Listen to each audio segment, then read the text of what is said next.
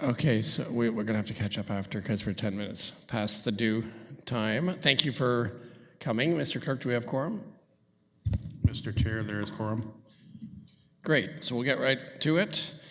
The first thing is the public meeting for the tax write-offs pursuant to Section 357 and 358 of Municipal Act. So I'm officially declaring that meeting open for members of the public to give input, public input to said item. Thank you, Mr. Chair. I'm just going to request respectfully that the city treasurer explain on the record details around the two business items 8A and 8C, which are, I guess, somewhat related in terms of the tax write-off theme. Thank you.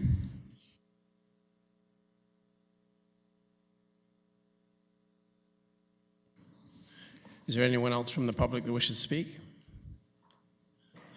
Okay, regarding that question, that will be in order when we get to 8A and 8C. Anything else to do for the public meeting? I don't see any other members of the public, so I am officially declaring the public meeting closed. Thank you very much. So we'll call the regular meeting to order, and we need to approve the agenda. So I need a mover and a seconder. Moving by Councillor Spell. So you see the agenda with items A, B, C, D, and that's it. So any proposed changes to the agenda? Seeing none, we'll vote on that. All those in favor? And that carries. Minutes from last meeting on August 8th. Need a mover and seconder. Moved by Councillor Spell, who was present, I believe. Seconded by Councillor Kiley. Any error from those minutes? Seeing none, we'll vote on those minutes. All those in favor? And that carries. Disclosure of pecuniary interest. Seeing none. There are no delegations or briefings. So we're at business. 8A, tax write-offs pursuant to the Municipal Act. We've got the report from the CFO, and there's a recommendation for us to, from us to council. And we'll go to the treasurer to introduce this item. Go ahead. Thank you, Mr. Chair. So this report is before the committee. This is the report that you see 3 or 4 times a year, and it's just the remainder for this year in terms of some accounts that need to be written off.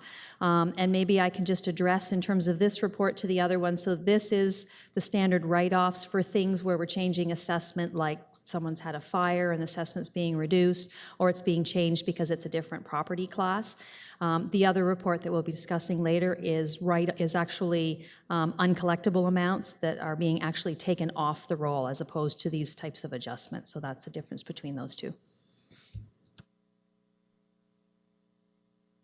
So first we go to members of the committee for questions on the report. Seeing none. So the recommendation, I'll read it out, that the Administrative Policies Committee recommends to Council as follows. That Council approve the cancellation, reduction, or refund of taxes pursuant to applications made under Sections 357 and 358 of the Municipal Act, totaling $22,492.08, of which $14,207.64 is the city's portion, and the amount charged back to the school boards and Downtown Kingston BIA is $7,821.49 and $462.95, respectively, as listed in Exhibit A of the report. So we need a mover and a seconder. Moved by Councillor Hall and seconded by Councillor Spell. Members of the public first. Yeah. So we've had one question from member of the public about the difference between the two, which was, I guess, already answered by the treasurer. Is there anything else to add about, I guess when we come to C, there may be more questions. Did the member of the public have any further questions about that? Okay. So then we will, the question's been moved and seconded. It is now open for debate. Any debate? So we'll now vote on the recommendation as package. All those in favor? Opposed? And that carries unanimously. Item B is the 2019 External Audit Plan. There's a report as well and a recommendation. It's also in the Department of the City Treasurer, so I'll let her introduce this item. Chair, so this report is before the committee. This is a standard part of the annual audit process for the auditor to come before the committee and just walk us through what the audit plan is and some of the scope and the timing and other details. And then it's also an opportunity for the committee if they have any input with respect to this time. So if I can turn it over to our audit partner from KPMG. I think most of you know Lori Huber.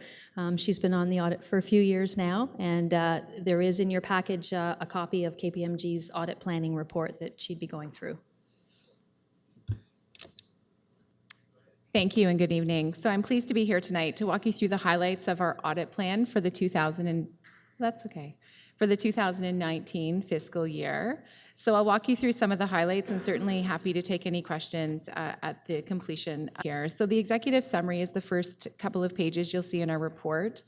It does highlight that the group audit is the consolidated financial statements of the City of Kingston. So in there are several components included in the financial statements, components whereby the city has control of those entities, similar to past practice.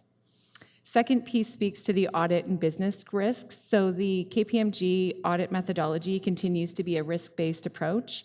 And what that means is essentially look at the financial statements as a whole and identify any areas where we believe there might be greater risk of material misstatement and address our audit procedures to mitigate those risks. We will speak about materiality, which is an important audit concept at the planning stage in a bit more detail in a few slides later. Moving on to the second page of the executive summary, you'll see at the top there it speaks to independence and quality control. So as your external auditor, we are required to be independent to the extent we might provide any non-audit services to the through the course of the year to the City of Kingston, mindful of those. So I just wanted to highlight for the purposes of this committee that we have been engaged, KPMG has been engaged to complete some special work this year under the Audit and Accountability Fund. It's actually somewhat of a process review that has been taking place. Actually, the fieldwork started last week under social services. So we've been looking at some long-term care, administrative and reporting. We've done some work at housing and childcare and Ontario Works. That was the 4 pieces. So I just want to be mindful that that work is happening alongside. We're mindful of our responsibility and our roles with respect to that work, and there's certainly nothing in our opinion that might be thought to encroach on our ability to render an audit opinion on the city's financial statements. So moving into the report, you'll see the team that we are proposing again this year is virtually identical to the past years. And so we've got good continuity and strong knowledge of the city, specific operations. And I'll draw your attention to the bottom individual there by the name of Steve. He's an IT professional that we continue to include as our audits are continuing to be more data-driven. The next slide speaks to the group audit, which I mentioned. Again, there's 7 components in the consolidated financial statements. 2 of them are deemed to be financially significant, and those relate to the utilities that get incorporated into the city's overall consolidated financial statements. Behind there, you will see our notation with respect to fraud risks, particularly those mandated by the professional standards related to revenue management override of controls. They aren't meant to be city-specific. Each and every single financial statement audit that is completed is required to address each of those risks. And in addition to that, we always incorporate an element of unpredictability in our audits each and every year that varies from one year to the next.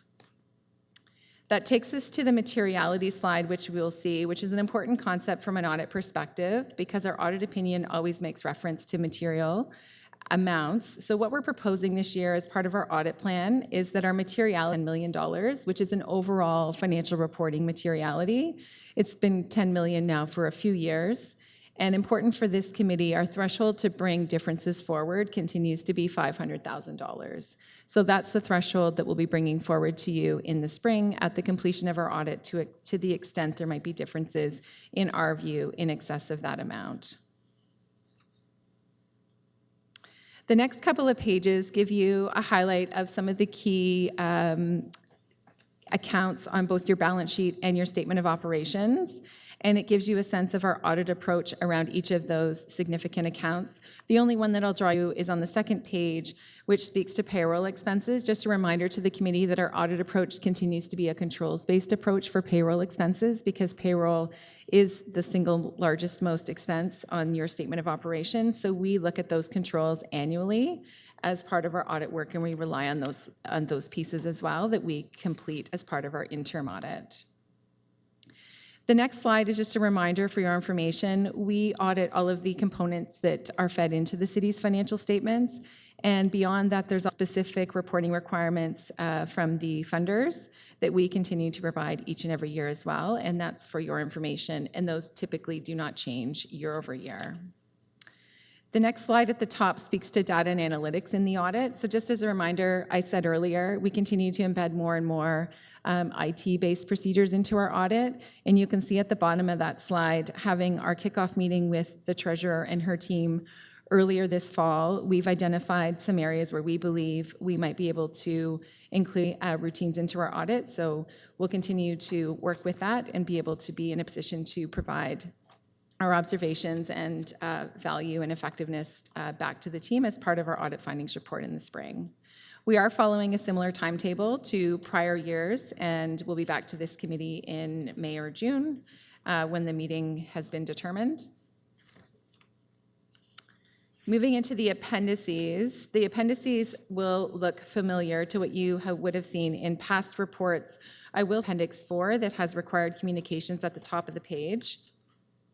On the left-hand side, we are always required to share our annual engagement letter with the committee. That has been included and appended behind this appendix in this report. The body and the content of the letter is very similar to what you would have seen in past years, and it's signed off by the city treasurer. And as part of our audits, as the chair will recall, we are required to have a separate meeting with the chair to gain their views in particular with respect to any risks of fraud or any other matters they might want to bring to our attention that might have an impact on our audit. So we will continue with that process as well. On the right hand of the slide, that's the things that will come forth at the completion of our audit. The only other slide I was going to speak to is the final one, which is Appendix 5, some of the current developments, to keep on top of what's happening sort of in the sector and sort of more broadly.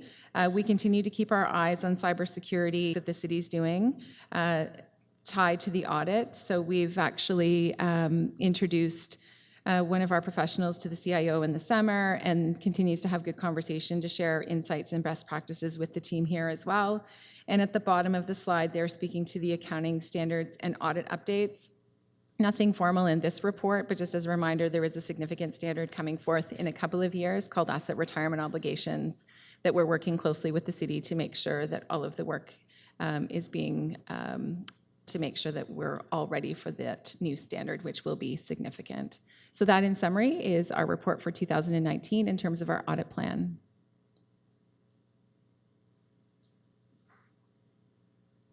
Thank you. Questions from members of the committee about the audit plan? Councillor Spell. Yes, thank you. With respect to threshold of $500,000, my concern is that, an audit is really just making sure that all of the paperwork and the process is done accordingly. You're not actually sourcing out a lot of fraudulent issues unless the threshold is $500,000. Is there any thought to actually looking at a department each year you're doing one? So do transportation one year, social services the other year, and do a more targeted audit? Because quite frankly, we don't get to see the line more as much as I would love to. I'd like to do one department per year during my term, to be quite frank. And I think that is one way to have a greater lens on fiscal accountability as stewards of the city and what have you. So I think $500,000, I realize, is a grant. Like when we have the various departments like utilities, Kingston, $500,000 is nothing. We got a budget, with our garbage compactor for council next week is $220,000, even though we just bought one two councils previous. So how do we, quite frankly, I've gone through a lot of audits, and they're nicely presented. It's a rule and requirement, but I don't find it really drills down. And so the other thing that I would, as a risk, I would also like comment on is during the last debate that we had on our budget, we talked about future benefit obligations. And it was poop homers. That has nothing to do with the city. So how is it related to us in this regard? Through you, Ms. So I'll start, and Ms. Huber might want to add on. So first of all, with respect to the 500,000, and she'll probably explain this better than me, but the 500,000 is the threshold by which if we have made an error, so I'll use an example, if there was an accounts payable that we missed booking at the end of the year and it should have been in the financial statements and we missed it, that's sort of the threshold. If we had a number of those and they added up $1,000, then Ms. Huber would be coming and saying we need to have a conversation because we don't feel we can put an audit report on these financial statements. So and that list, if there are any of those, whether we have or haven't corrected them, come to this committee at the end with the audit findings. But so that's just the 500,000. She may have more to add on to that. But the other piece that we do as part of the audit, when we sit down with Ms. Huber and her team and do some of the planning, we have an opportunity as well to identify where we want them to drill in. And I think that's what you're talking about a little bit more. So if we had maybe a new location taking cash receipts in the past year, then I may say to them, as part of your audit, whether you need to do it or not, I'd like you to go and look at that and make sure we've got the right processes and check some of the detailed transactions. And so every year we sort of have that conversation.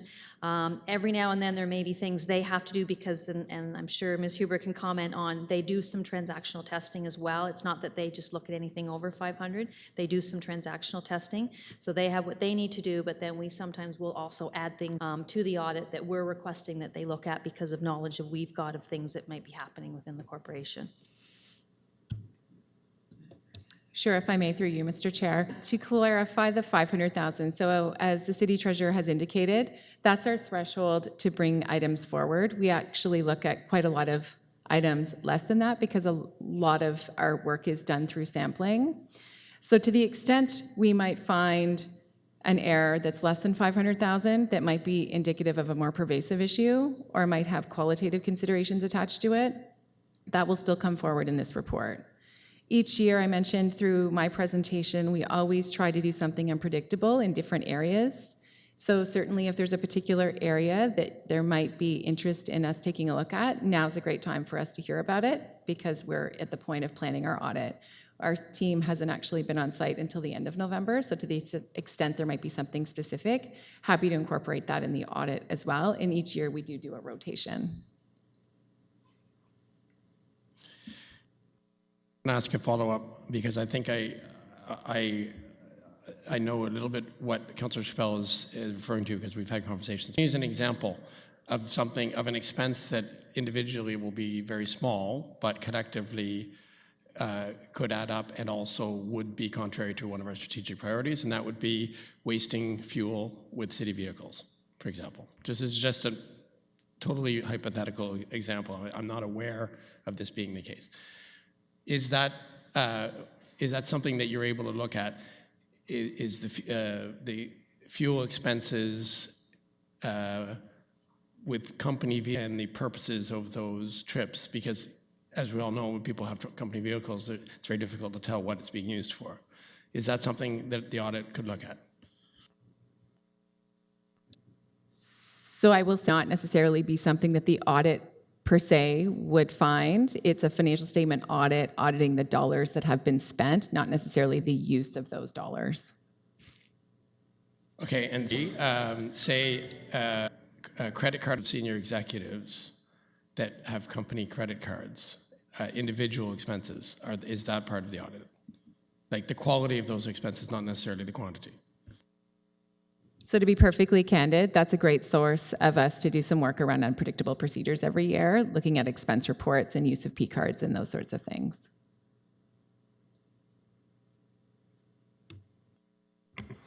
Just one of the questions wasn't answered was employment, don't have my glasses on, employment future benefit obligations is listed as a risk. Yet when I spoke about this at the last meeting for the budgetary process, that was basically pushed aside. So no, that's OMERS, it's really outside the city. So how is it a risk in this document? So that one, the OMERS, that is other employee benefits, future employee benefits. So it's things like WSIB,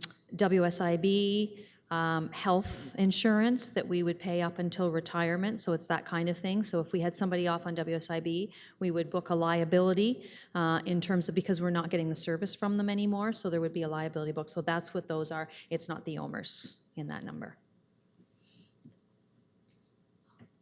Councillor Holland.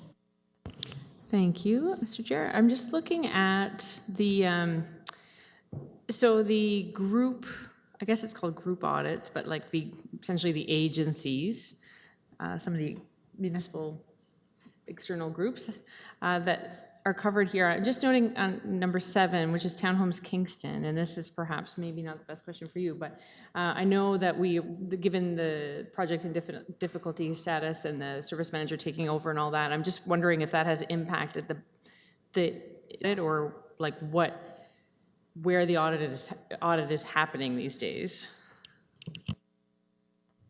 So I can speak to that through you, Mr. Chair. Townhomes Kingston was audited in 2018 as a separate standalone entity, and Townhomes Kingston was included in the consolidated financial statements of the City of Kingston in 2018, and that process will carry on as long as it exists in its current state. While we're on that page, listing of the external agencies, this is a good example of the two types of agencies that we fund. This is the ones that are directly funded by the city, and then there's external agencies such as Tourism Kingston that are not on this list, and that wouldn't be subject of this audit. Is that correct? That does not form a component of the City of Kingston, and they would have their standalone financial statement audit. Just a question of the Do those external agencies come through this committee? I don't believe they do, but I believe they may come through correspondence to council, the annual financial statements, but they would not come to this committee. I'm asking on behalf of the committee because there have been questions in the public about various external agencies and their spending, and the perception may be that this is something that comes through at this time in our audit process, but that's not the case. So I guess that question's been asked and answered on the record. If members of the public want to know about those audit processes, they would have to look at the individual correspondence that's publicly available. Thank you. Any other questions about the audit plan? This is our opportunity to give suggestions of things we might want more detail on in the audit. Councillor Spell? Sure, through you, Mr. Chair. I would like to have a more detailed audit of, we can pick any department, whether it's Public Works or Transportation, but I do think this would be a good year to start having a very detailed line by line. Maybe this committee sits down with the audit team and goes through and looks at purchasing decisions, because so much of it comes all of a sudden to a council meeting and, oh yeah, it was in the budget. Well, for me to go back and try to figure out where that was in the budget takes me hours because it was given electronically and you have to dig through it. So I don't think it's really, we're doing a very good job managing the finances of the city from a governance perspective, not from a staff perspective. I have no criticism of the staff, but it'd be nice to understand that if, because we get these envelopes that we look at and it's a bulk purchase agreement, and we have no idea when that garbage truck's out of what envelope, for example. And I find it very frustrating that I don't know that level of detail. And I would think it would be helpful if collectively we chose and I'm just using that as an example because I was reading the minutes for next week, motions for next week. I know there's another garbage truck coming up, another compactor. So my concern is that we just get this budget, it's a big envelope, we have no idea to discern what's in it, and then as soon as we ask for, like, we're going to say, oh, you don't want that, well, maybe I do.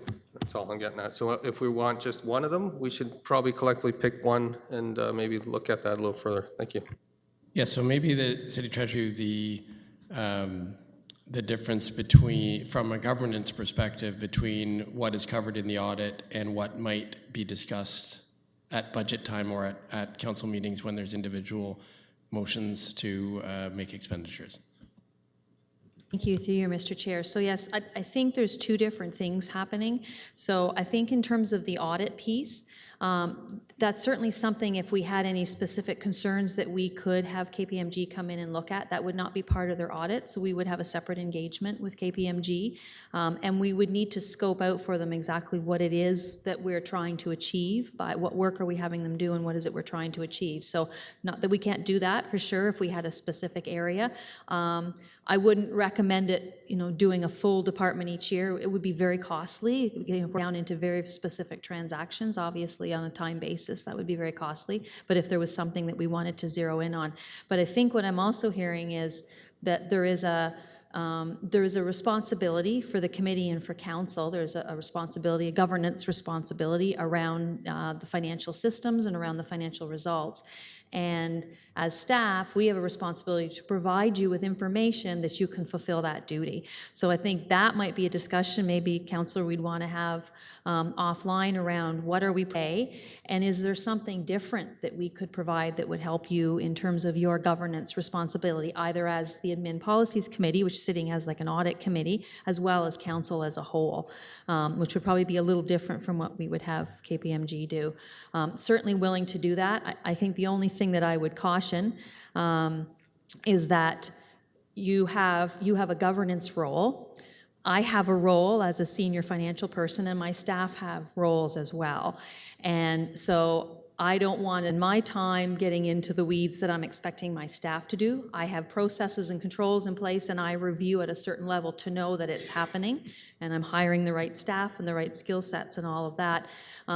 I do rely on this committee and on council up here to be looking at it, because I do get pulled into the day-to-day. And so there's another level beyond me, which is the governance level, that I need council to be looking at that level, in case I've even missed something. It just comes at it from a different view. So I just caution where I don't want it in my staff's job. I need them to do that so that I'm up here looking and catching things at this level. There's also a governance level and a responsibility of staff to provide the information to you to be able to review and to govern at that level. Further to the point of our heads around where the money's going, things come to council, for example, a new garbage compactor or something, like a new expense, it's a piece of equipment, it's being recommended, but it doesn't come as a recommendation, and with a rationale of why we need the equipment. It comes as we put an RFP out for this equipment, and these were the different prices, and this is what the result was, and that's it. So, the question was never asked whether we wanted another compactor, except that we could vote against it. But is that the kind of thing you're saying? It's like we don't actually get all the information we need at the council level.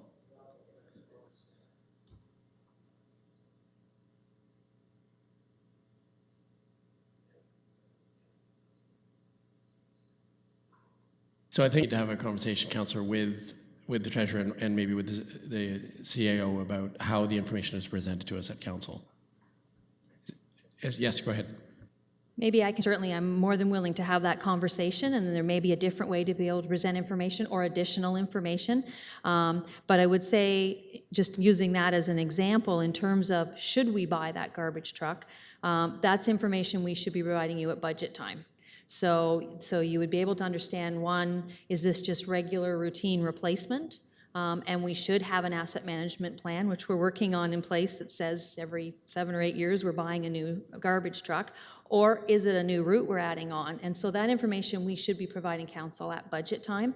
And I do know our capital budgets are split that way, so we do have envelopes, as you said. You don't necessarily see that replacement garbage truck. We would have an envelope, but what I would look for, if I was sitting on a board, I'd be looking for, well, are we replacing on a consistent basis? So we should see that envelope about the same, and if that envelope's building up and not getting spent, well, then maybe the envelope's too, the kinds of questions. Then you've got the procurement piece. So if it's approved in the budget and council says, yes, that makes sense, we need to have a new route, we need to buy a new truck, Then there's the procurement piece, and we have, and I owe you an email on that, Counselor, but we do have then our procurement bylaw that talks about, based on the level, what do we as staff have delegated authority to do and to report back to you, or what don't we have delegated authority. So for instance, if we only have one quote, we can't make that decision. We have to come to council to make that, have those rules that follow the procurement bylaw.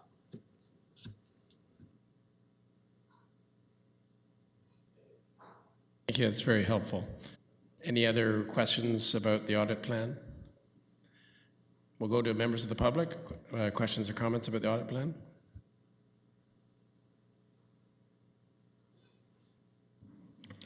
Thank you, Mr. Chair.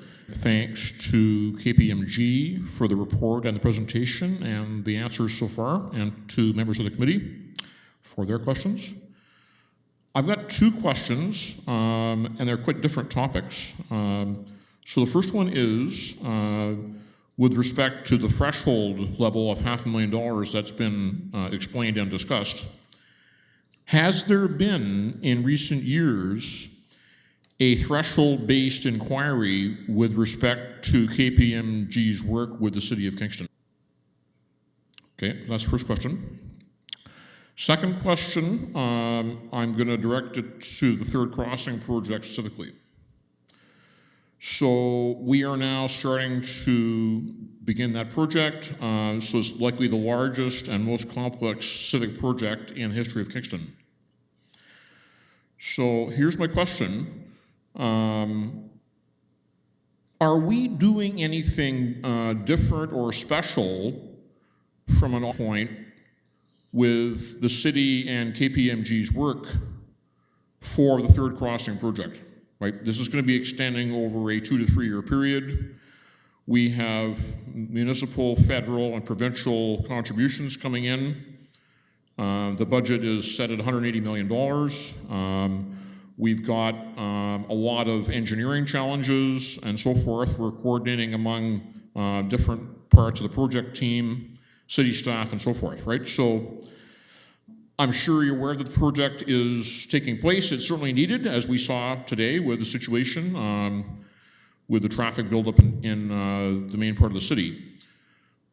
So I'm just wondering if there's anything specific that staff have identified and how they've talked about it with KPMG and with council on that. Thank you. I will say, are there any other members who comment? Okay, so we'll go to staff for the response to those two questions. So through you, Mr. Chair, I'll do the second one first because I may need a bit of clarification on the first one. So with respect to the third crossing project, it will be audited just like any other capital project. So it's a little early at this point, but because of the significance of it, of the dollars, it definitely will be one that the auditors would look at specifically in terms of the transactions. They may look at it in terms of a proper approval of invoices and timing of when they're paid. They may look at things like the budget to actuals and looking at some of those pieces of it as well. So, but that would just be part of the normal audit, just like any other project, and not super, but certainly the larger ones, obviously, because of the risk, they're going to look at those first in terms of their audit process. I'm sorry, Mr. Dix, I'm not sure what you were asking in terms of the threshold, your first question.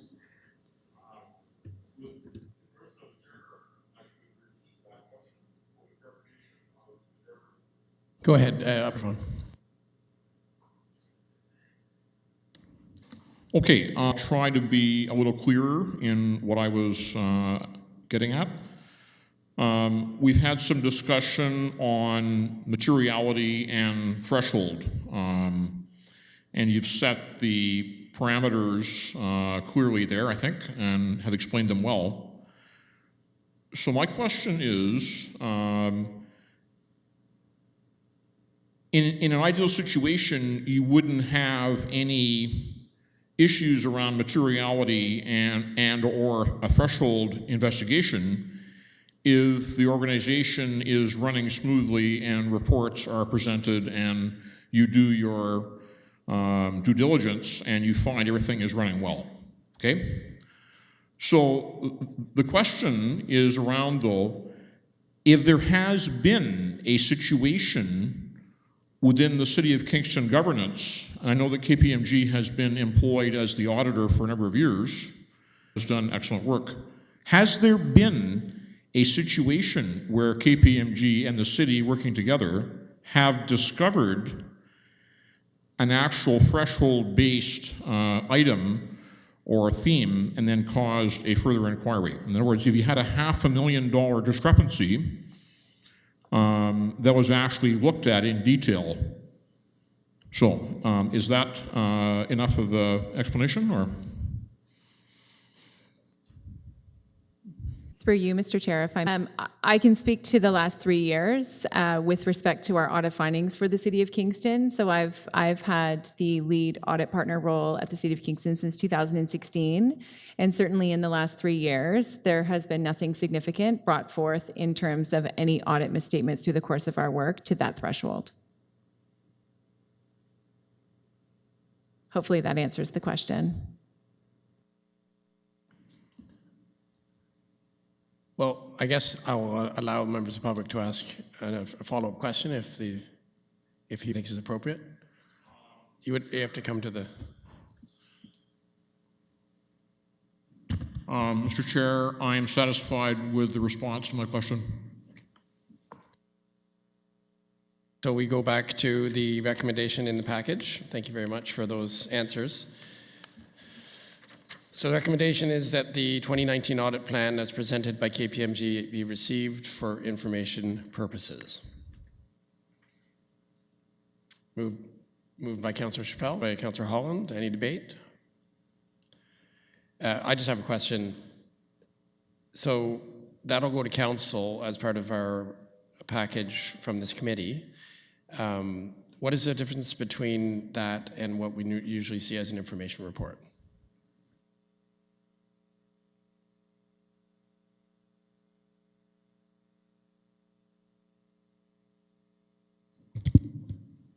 Through you, Mr. Chair, just thinking about your question. The document will be received as information by council as well through a vote because it will be included in the report.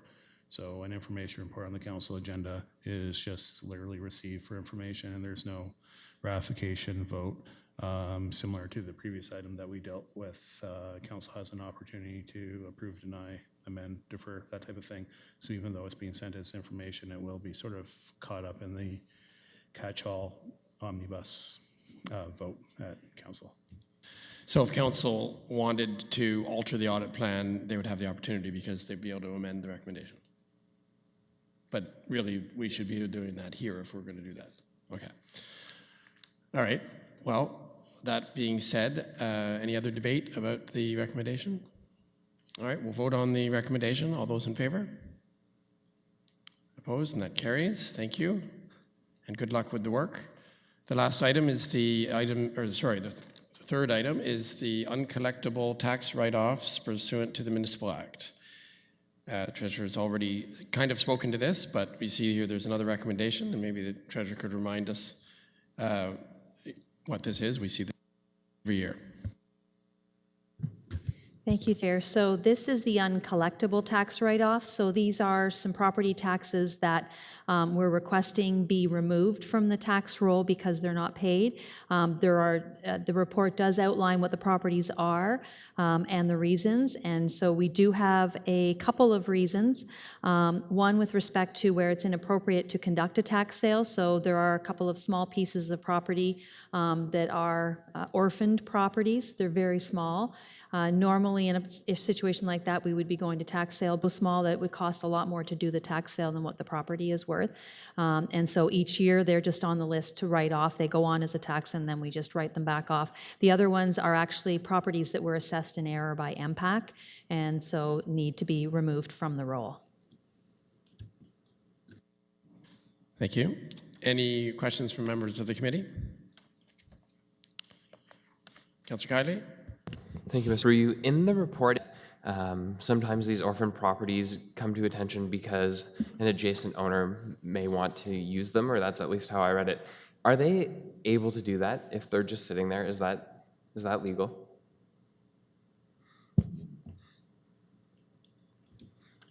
Yes, there's nothing to stop the owner of the adjoining property from using the property if they wanted to, if it's just vacant land that's attached to their property.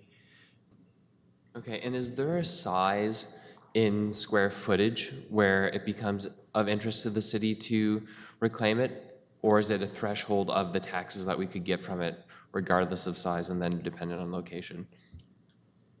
Through you, Mr. Chair, it would be more along the value of the property and the taxes that would be generated. It also comes down to whether it's a piece of property that would have value to more than just one person. So if it's a landlocked piece of property that's between a couple backyards, we wouldn't necessarily want an unsuspecting person to purchase it in the first place. And we don't want to spend the amount of money that it would take to tax sale it in order to ask the one or two people that adjoin the property if they would like it, because realistically it would not add to the value of the property and we would see no revenue coming from it. Okay, thank you. That makes sense.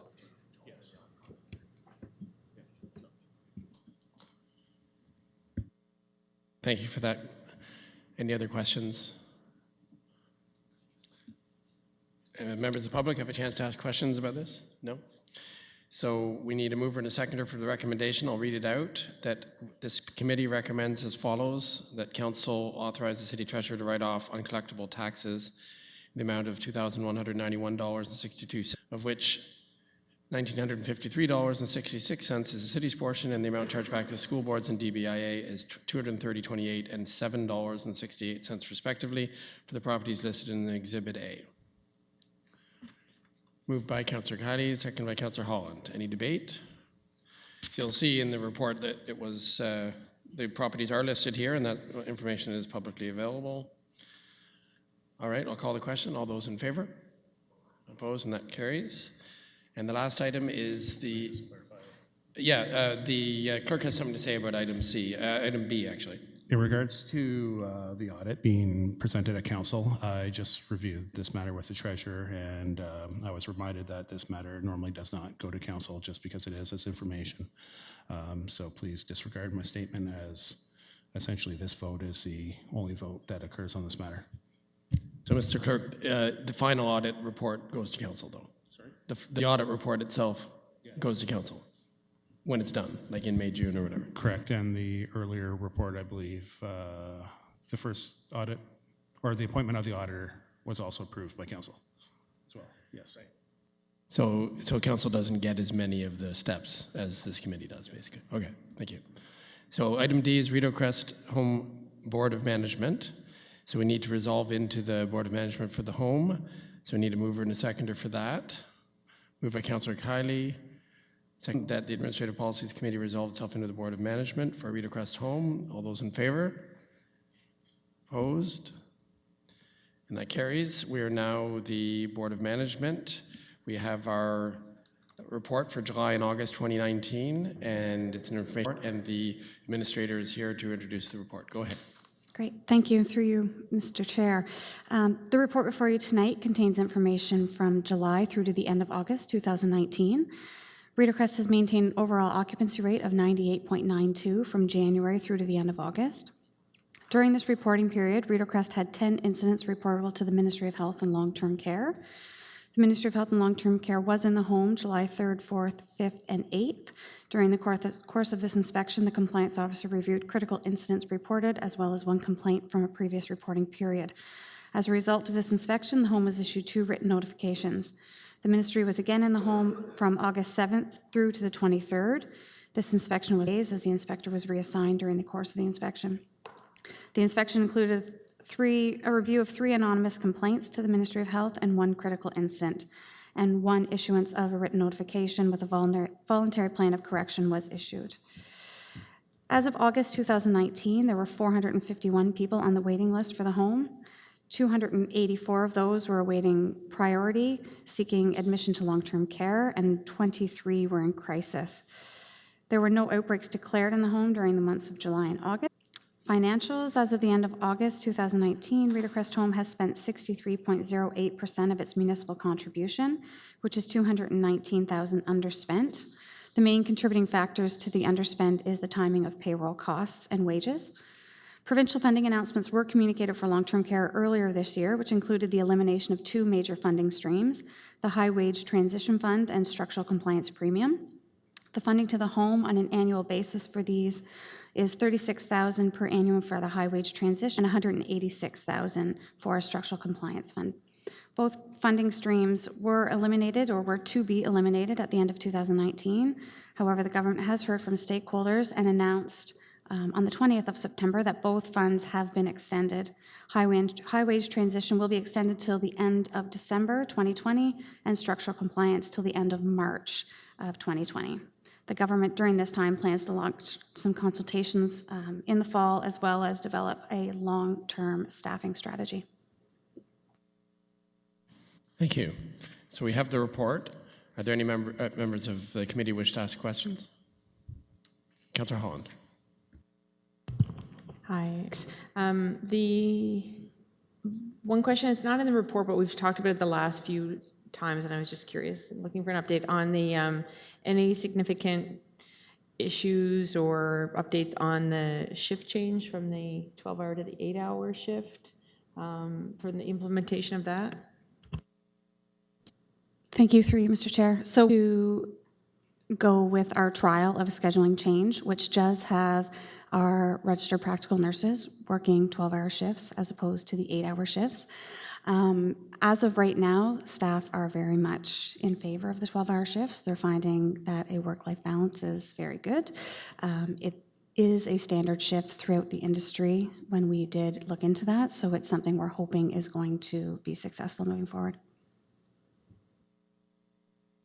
And then just one other wait list. So the numbers, if you could just speak to the numbers of residents who are not on the wait list waiting for long-term care, but I guess essentially this is an interaction with the hospital sector, so I don't know if you can speak to what is happening with the number of, is that wait list moving, or is it only, is it moving only because of like crisis situations where people are going from home into long-term care and not getting on the wait list, essentially?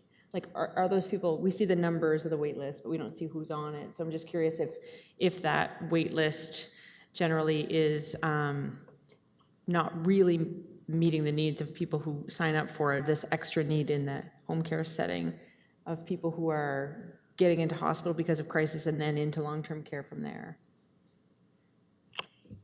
Thank you, through you, Mr. Chair. So with us having 451 people on the wait list, 284 of those are requiring long-term care now. The 23 of them are in crisis somewhere in the community. So not deemed crisis if they're in a hospital setting because they're in a safe environment for. Crisis tends to be community placements requiring long-term care immediately. Tend to go to the top of the wait list.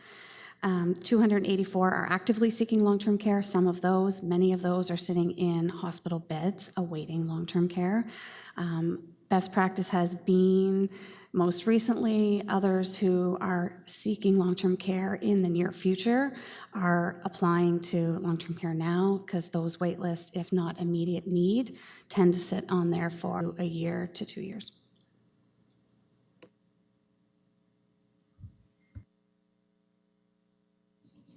Yes, thank you for that question. Councillor Hadley? Thank you. Through you. A question about the potential funding mentioned. It was about $200,000 total, is that right? And the government has indicated that they'll be reviewing that stream or all funding streams in 2020. So they have committed to reviewing these two funding streams to which they were eliminating and now are extending, planning at this point to continue to eliminate, but over the course of that time going to consult with stakeholders to, I think, understand the need. Okay, and it's $200,000 of about a 15 million JIT? Approximately, yes. And a question I think to the city treasurer, should the provincial government remove that or other funds, are we required by law to make up the difference? Or is that something that we'd have to decide to do out of our revenue streams in order to facilitate the operation of the facility? So I would leave it maybe to the administrator to talk about what legally we have to do in terms of a level of service, but if we have to, or rise to say that same level of service, then we would just pick that up. And I think for $200,000, that's probably what we would do. If it started to get larger, then we would have to have a service level discussion, assuming that we didn't have legislation that was requiring us to that specific level of service. And just to follow up with that, we wouldn't be required by law to make up that money. As an example, private home owners would not be able to make up that money. Homes are required to ensure that they're providing, as long as they're following the regulations and the legislation that's required. Service levels in terms of staffing is what tends to be the first cut in those areas. The city would have to decide how we would make that difference up when that time came. All right, thank you. Thank you. I was going to ask a follow-up about that, but I'm assuming, because we get these reports several times a year, I'm assuming we will get a follow-up report about the state of that, and that's probably the best way to approach that.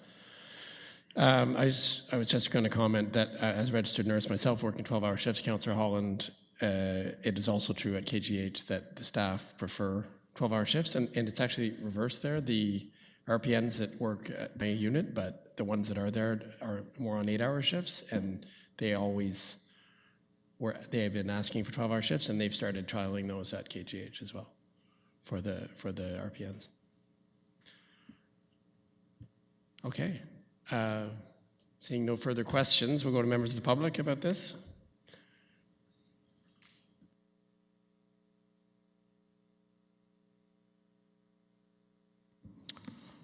Thank you, Mr. Chair. Thanks to Rideau Crest staff for their report and answers to questions. I got two questions. One of them is with respect to the waiting lists. And I'm wondering if it's possible to express that data in terms of, say, a number of months basis. Like you have so many people on the waiting list, and this is going to mean that they're on the waiting list for 12 months or 18 months, something like that. Do you do that kind of a calculation or presentation of information? And then the second question is a follow-up on what was just discussed in terms of the consultation with stakeholders on the review. I'm just wondering if you know when that may be taking place, right?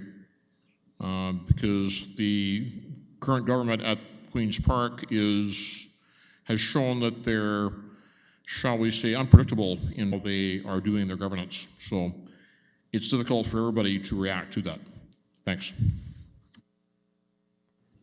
Thank you. Through you, to answer your first question in terms of so the homes don't track their own wait list, the LIN. So anybody who is submitting a request here is then assessed by the LIN and is placed on to which they manage and placed how they're deemed to be assessed, whether that's crisis, priority A, just placed on a wait list for a home. So we don't keep track of that data in terms of how long individuals can remain on that wait list, but the LIN does have that information. And to your second question, in terms of strategy and consultations with homes from the government, they have not issued to us at this time when they plan or how they plan to do that. Thank you. Seeing no further questions from members of the public, we go back to the board. There's no motion required because that was an information report, just a motion to rise from Board of Management. So thank you for that, and we'll see you next time around. Moved by Councillor Chappell, seconded by Councillor Kiley. All those in favor? And we've risen from the Board of Management. We're Administrative Policies again. There's no further business. Our next meeting is December 12th. That's right, and it's almost like Christmas. It's almost Christmas. So thank you very much, and looking for a motion to adjourn. Councillor Spell, all those in favor? Adjourned. Thank you very much.